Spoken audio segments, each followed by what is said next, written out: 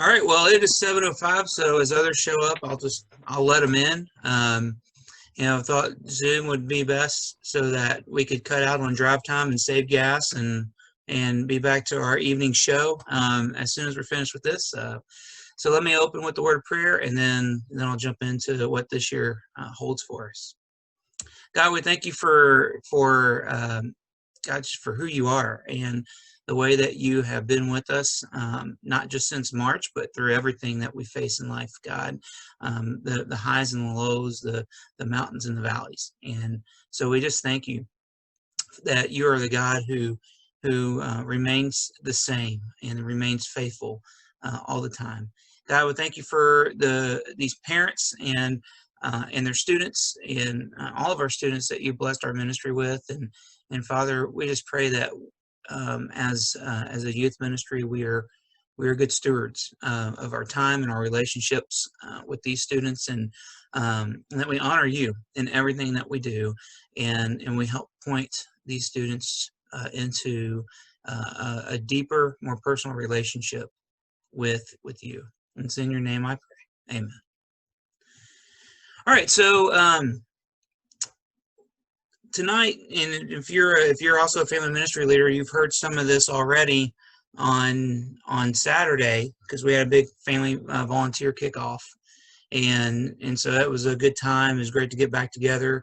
Last night we had youth group at Cruz Farm, and so that was a good gathering. I think we had 13 students and parents and youth leaders show up. And typically we don't meet on a Tuesday, but since I had already scheduled our Wednesday meeting tonight, I decided, hey, I still want to get together this week, so we chose Tuesday. But next week and in future weeks, it'll be on Wednesday evenings that we get together. So as Erica and I were thinking through what family ministry looked like this year, we really wanted to settle on a more permanent mission for our youth ministry, for our family ministry in general. And so this applies from birth all the way up to high school, what I'm about to talk about. And this past May, typically every year we go to the Orange Conference in Atlanta, and that wasn't possible this year, so the Orange Conference was virtual. And through the Orange Conference, I was introduced to a guy named Joel Manby. And so if you work at Dollywood, you either know who Joel Manby is, or you've read or heard of his LoveWorks values. And Joel has been the CEO of Saab, of Saturn, of Hershen Family Entertainment, which includes Dollywood, and also of SeaWorld. And while he was at Hershen Family Entertainment, he came up with these values he called LoveWorks. And so I read, it's a book as well, and so I read the book, and it's a business book, but I took those ideas and I tried to translate them to family ministry and what that looks like in our setting. And the great thing is that Joel grabbed these from 1 Corinthians chapter 13, the love chapter. And so there are 7 principles of LoveWorks, and we call it here in our family ministry, we call it leading with love. And so we want to be a family ministry that leads in love, because our motto is it's personal, and we want our relationship with your kids to be personal, but we want to help them have a personal relationship with God as well. And so you think back to your growing up, your adolescence, there was an adult in your life, or adults in your life. I know I had multiple that made my relationship with them personal, so that I could make my relationship with God more personal. And that's our goal. And so, but we're doing that from a 1 Corinthians chapter 13 mindset now. And our whole goal is, to live out the great commandment to love God and love others and help our students do the same. So the first value of love, of leading with love, is love is patient. And, working in student and family ministry takes a lot of patience. It's not always fun and games. And so, you know, as a youth pastor and as a family ministry team, you know, we want you to know as parents that we're going to lead with patience. And it doesn't mean that we're going to be patient with poor performance, but we're going to be patient in how we react to poor performance because, you know, middle school, high school students, they're going to make mistakes. And we want to work through those in loving ways. The second principle is this, is love is kind.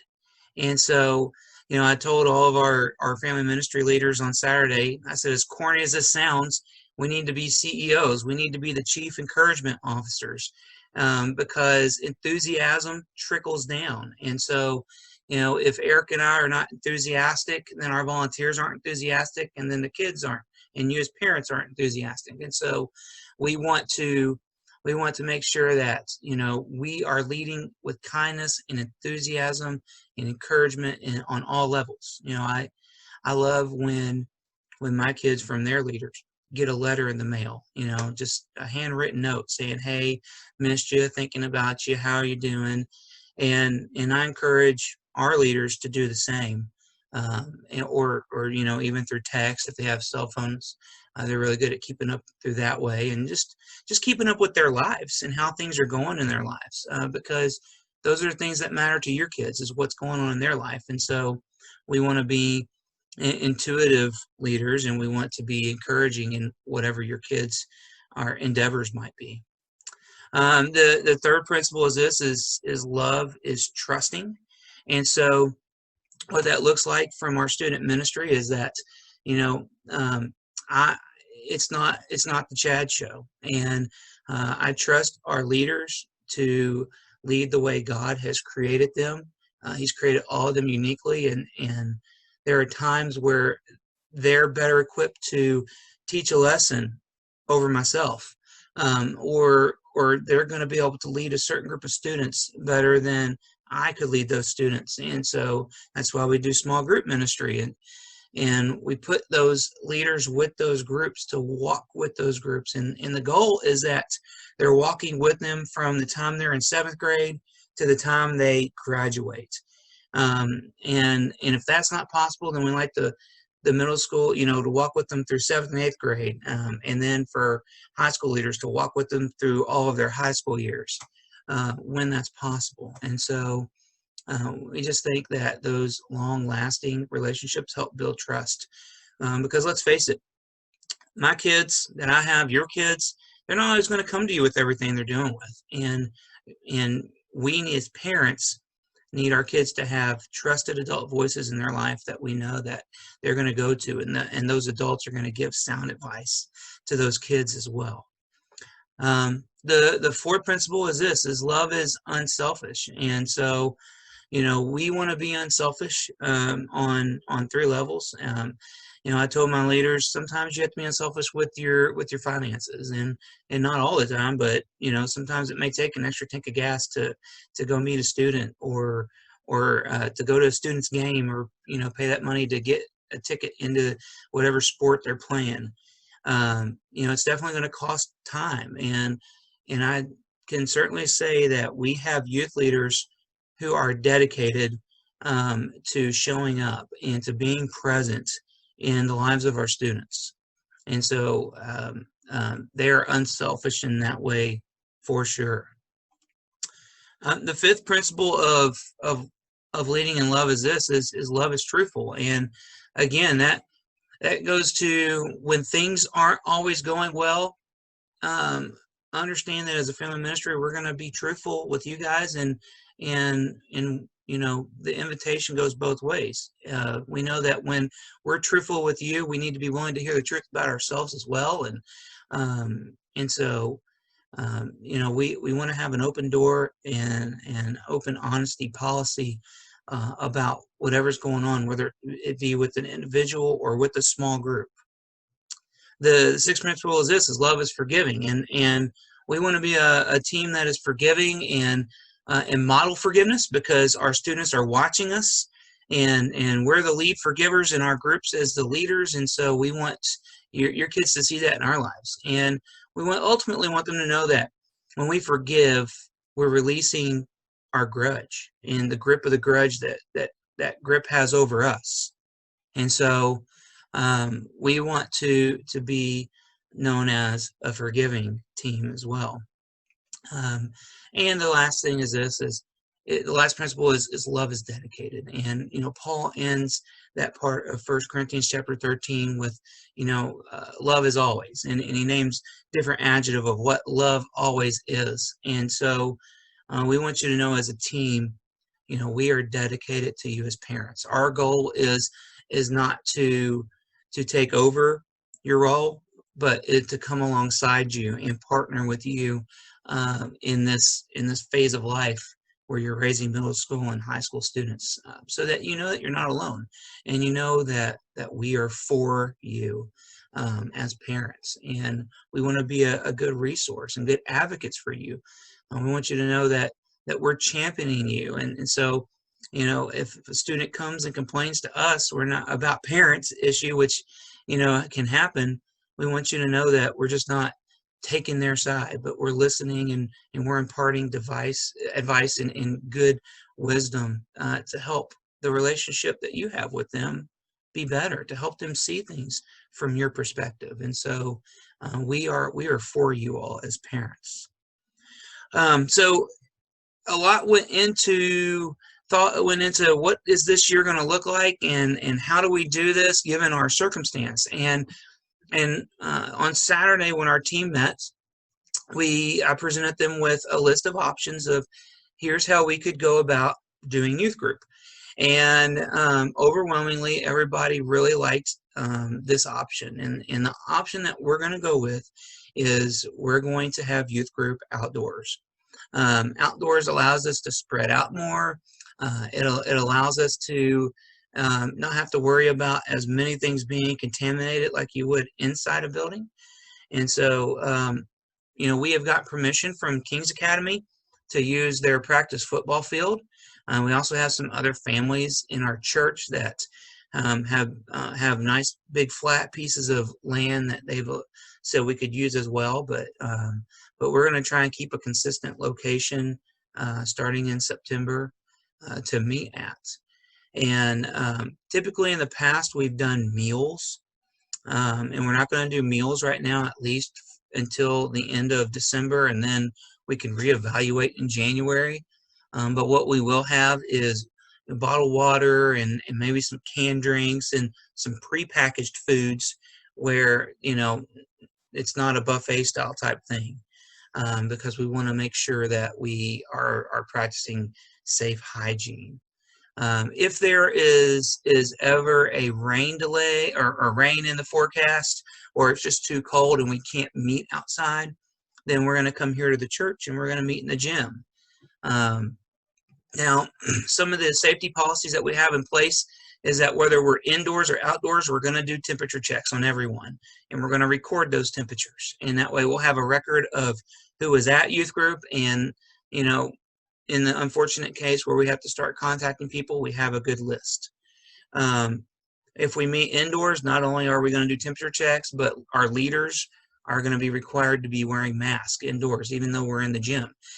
Your students, they're encouraged to wear masks when we meet indoors. And really, it's not about whether we believe masks work or not. It's about us loving our neighbor and really following what our mandates are in this county, and honoring God by honoring our civil authorities. And so, we've committed to wearing masks because that's one of the safest practices. As parents, you're going to be asked to sign a wellness waiver. All of our leaders have signed a COVID procedure saying, I will follow these certain guidelines, and if I exhibit any symptoms, I won't show up. I will commit to wearing a mask. I will commit to temperature checks. I will commit to sanitizing areas when we have to meet indoors. And so our COVID policy, or our wellness policy, it can be found on the on our website. It's a downloadable PDF. But also, let me see if I can bring this up here. and share this with you so that you can see this.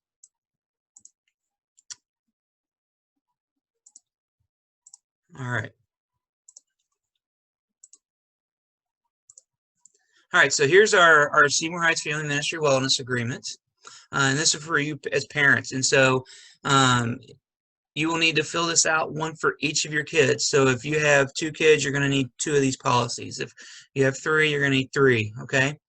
But it says, I agree not to bring my child to any family ministry service or event if they or anyone in my house has the following symptoms in the past week: a fever at or above 100.4 degrees, a runny nose, a cough, diarrhea, a rash on toes or face. And we understand that we live in East Tennessee, and allergies are a given, and sinus issues are a given, and we trust that you as parents know the difference between normal sinus and allergy issues and what could be possible COVID-19. The second bullet point there says, I understand that my child should exhibit these symptoms while present at SHCC. I will be notified. My child will have to be checked out of family ministry services or activities. I understand that though SHCC is using best practices to prevent the spread of COVID-19 and other illnesses, it is possible that my child could still get sick. I will not hold SHCC liable for any sickness my child gets after being in family ministry areas. And so we're asking all parents to sign that. Again, you can print it out, or you can just wait until your student comes to one of our events, and we'll have copies there that can be filled out as well. So that's what we're looking at right now as far as safety procedures and precautions go. As far as what the school year looks like, we will meet each Wednesday. Starting in September, we'll meet each Wednesday from 6 to 8 p.m. The format is, we'll open with some fellowship time, a game, a socially distanced game at that, and then we'll have a large group lesson, and then students will break up into their small groups, and they go with their small groups to talk about what they heard in a large group and to catch up with each other and also to pray for one another. Right now, the rest of August, we're just kind of meeting and hanging out for an hour, hour and a half, playing games and catching up with one another. and we'll have a small devotion, a short devotion, this next Wednesday, starting this next Wednesday. As far as events go, we're not planning on going anywhere right now. There was a fall retreat I had in mind, but I'm going to postpone that. As well as CIY Believe. That is typically in the spring. And so we'll see what the spring holds, and CIY Believes for our 7th and 8th graders. 9th through 12th graders, we do TCTC in January. But we just had a meeting last week, and our TCTC board has voted to not hold TCTC in person. It doesn't mean TCTC is canceled, but it means TCTC will not be in person. And so, for that reason, we're looking at different options for youth groups to hold their own TCTC. I'm considering doing a winter retreat if, everything looks good and numbers look good, of doing a winter retreat around January when we would do TCTC with our high school students. If CIY Believe gets canned, then we'll include middle school students in that as well. We'll do an all youth group winter, early spring retreat, as long as, again, it's safe to do so. In the summer, what we do, we're kind of doing some new things with our middle school and high school. This past summer, we had plans to attend CIY Mix down at Lee University in Chattanooga. And so that's the plan this coming summer of 2021 is to attend CIY Mix for 7th and 8th grade students. And for our 9th or 12th grade students, hopefully things are back on track. We're going to go to Nashville, and we're going to work with an organization called SLAM. SLAM stands for Students Living a Mission. and it is a mission organization that works with people there in the city. They work with Hispanic communities and African American communities and refugees and Filipino communities. They work with an elderly community in high-rise government-assisted apartments, and they have all kinds of connections and relationships with people in Nashville. And they bring groups of high school students in, and they do missions all week, and then they have kind of a worship time at night. And so that would be in the summer of 2021 as well for high school students. And I really believe that once a student gets to high school, it's time to start serving, to start doing, and not just going to camp as a come and give me, but more of let's go and do. And so that's going to be our 2 summer options this year. And I think that's pretty much that's the gist of it right now. Small groups. Talking about trusting my small group leaders, I empower all of our small groups to do the smaller events together. So, you think of things like corn mazes and camp bonfires at a house or a movie night at a house. I leave those up to our small group leaders. And the reason being is because in the past, I would plan an event, but I would plan that event based on what Chad liked to do on a date that was good for Chad at a time that was good for Chad. And we were getting around the same 8 to 10 to 12 students, and I just decided that wasn't very fruitful or prosperous or even kind. And so by putting that into the small group leaders' hands, that allows them to plan a group event with their few that works best for their few on a date and time, and to do something that their few really love to do. So our small group leaders are encouraged to do that at least twice each quarter. They don't have to do something every month, but get out and do something with your group. And I meet with our leaders, and so there's accountability there on what our groups are doing as well. We have Kathy with us tonight. She's not only here as a parent, but she's here as one of our new 7th grade leaders. And so Kathy was leading our high school girls, and then they all graduated. So Kathy's an example of what it's like to walk with students. I don't think you walked with them from 7th grade on, but at least 9th grade on, right? You can unmute yourself. I actually had them all from 6th grade. Okay, so 6th grade on. Graduated. I had them from 6th grade on. That was BC before Chad. Yeah, you walked with those girls, and you got to see, them grow up and mature in their faith, and so that's been a really fruitful process. And typically, Kathy and other leaders who do this would take a year off of rest. But Kathy has a daughter who's going to be in our ministry next year. And so she's gone ahead and she's jumping right back in with our 7th grade girls this year. So excited to have you there. As far as our leaders go, Kathy and Heidi Seiss are going to be leading our 7th grade girls. And Weldon Davis and Johnson student, Dak Andrade, is going to be leading our 7th grade boys.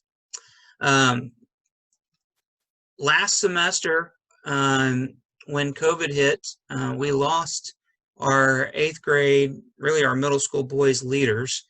And so I moved to that group to help and lead that group. So this year, I'm going to be continuing to lead our 8th grade boys, and Erica Strickland is going to be leading our 8th grade girls.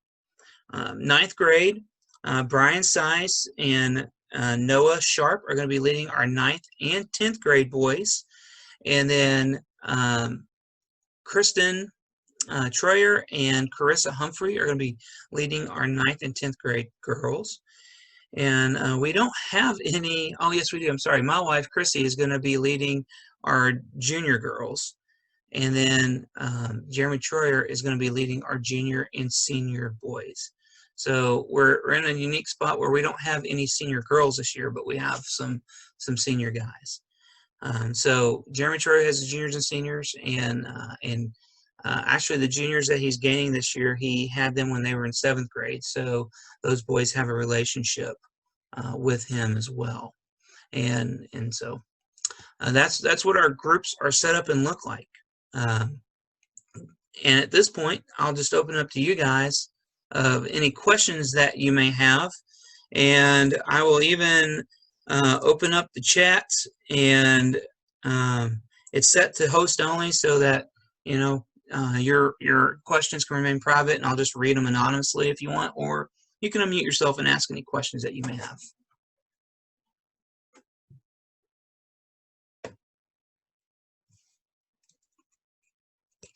Chad, you mentioned August doing just some hangouts and stuff on Wednesday nights. Where does that take place?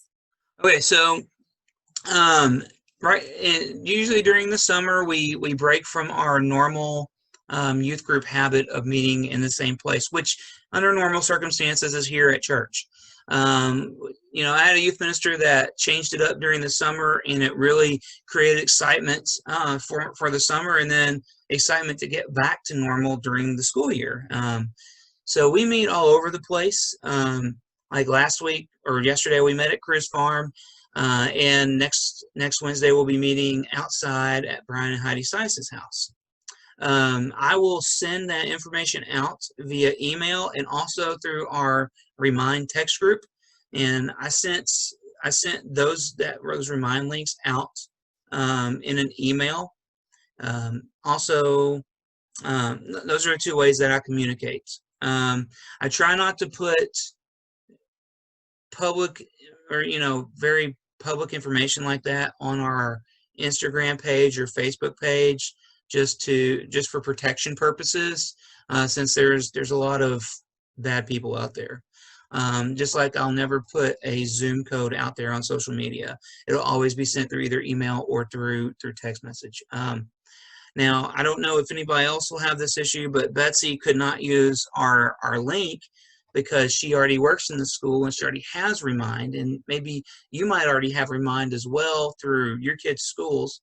If that's the case, then it's just a simple at, I think it's Rise Student. I don't know, I'll have to send it to you.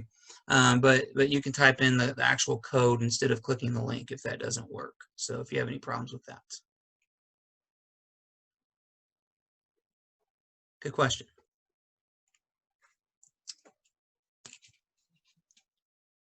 Any other questions?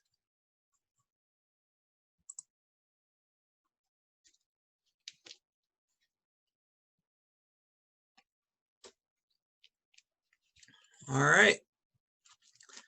Well, if you guys do have any questions, if there's something that you think of after the fact, don't hesitate to reach out to me. My email is chad@seymourheights. I can't put this in the chat. I'll put this all in the chat so that you can have this if I could find this. There we go. So my email is chad@seymourheights.org, and my cell is still my Indiana number. So there's my email, my cell, and then I'm on Instagram and Facebook as well, so you can direct message me, private message me through those 2 formats as well. I'm usually here at church Monday through Thursday, 8 to 4, 8 to 5. So if we need to meet in person, we can get together in person, either here or close by. I want you to know I'm available to all of you as parents, and your small group leaders of your students are going to be available to your students as well. I can say that with assurance. So glad to have we have a big 7th grade class coming in, 14 7th graders. So that's quite a few. And looking through our roster, if we get everybody, and really everybody on the roster is a regular attender. So we're going to be up in the 40s for our youth group numbers. So meeting outside is going to be very, very good. And if the Lord blesses, we continue to grow, we'll figure out other safe ways to meet. And I think Erica said it best on Saturday and again on Sunday at our elementary parents meeting is the key word this year is flexibility, and we need to remain flexible in everything, in schedule and in attitude and in an overabundance of grace for all. So this is uncharted waters, and we're going to try our best to keep things moving forward so that our kids can continue to grow in their faith and their relationship with God. All right, that's all I have. And yeah, so if there's any other questions, again, please don't hesitate to reach out. I appreciate all of you taking time to join in. I will get this put on our YouTube channel that we have for Family Ministry, and I'll send that out in an email with some of the highlights that I talked about tonight. And so feel free to forward that on to others and rewatch it yourself, or just get the highlights. I'll include that PDF too, so that you can get that. You're also welcome to if you have the ability, you can take that PDF and sign it and scan it back to me or send it back to me digitally. That'll work as well if you have that ability. So, all right. Thanks for being here, and hope you guys have a great night. Bye. All right, thanks, Chad.